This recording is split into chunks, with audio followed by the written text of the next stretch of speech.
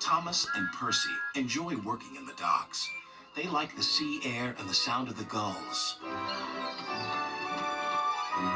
But one day, the friends were feeling hot and bothered. A crane was causing trouble. His name is Cranky, and this was his first day at the docks. "You're useless little bugs," he called from above. "If you put these freight cars on the inside lines, then I wouldn't have so far to travel." "Rubbish," said Thomas. "No crane has ever complained before." "Well, I'm complaining now." And Cranky banged his load down on the quayside. Later, the two engines met Gordon and James and told them about Cranky.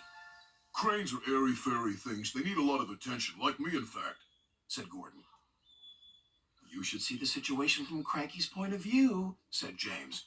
"He's high up in the air, coping with wind, rain, and baking sun. Then he looks down and sees you two little engines being annoying. No wonder he calls you bugs." When Cranky heard that the big engines agreed with him, he grew bossier still. Come on, push those freight cars closer to me." But Percy was too upset to concentrate and pushed the freight cars too far. Poor Percy. Then Cranky played a trick on Thomas.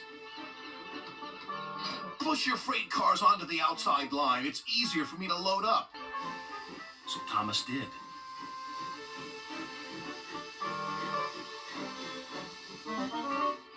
But Cranky left the loads beside the freight cars, not in them.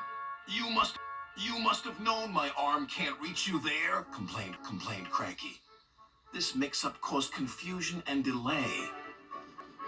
Sir Topham Hatt was most upset. "Thomas and Percy, this new crane has an important job to do. I have heard that you have not been helping him today. You will go to your sheds and consider how you will improve yourselves tomorrow."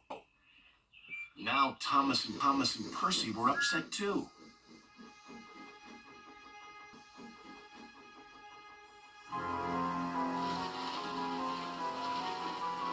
That evening, a big storm raged across the island.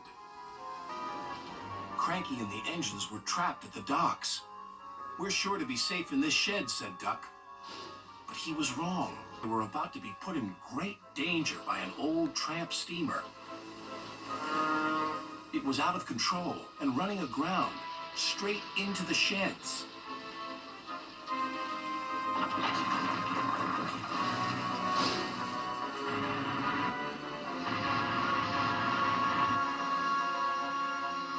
Ah!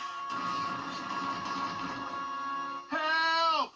called the engines from inside the shed. "I can't!" called Cranky. When the storm was over, Sir Topham Hatt rushed to the scene of destruction. "Thomas and Percy will help you," he called to Cranky. "And then you can help the engines." "Oh, please hurry," cried Cranky, "and tell them I'm sorry I was rude to them." "So it was you," murmured Sir Topham Hatt. "I owe those engines an apology." And it wasn't too long before Cranky was upright again and clearing the wreckage. At last, all the engines were free.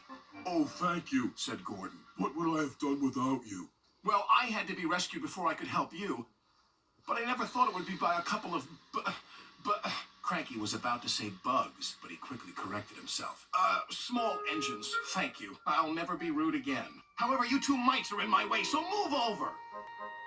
"Ha," said Percy. "He's back to bugging us." "Don't move! You're still attached to Cranky." But it was too late. Cranky still looks down on the two little engines. But ever since that stormy night, he never calls them bugs or mites, because he knows they might bite back.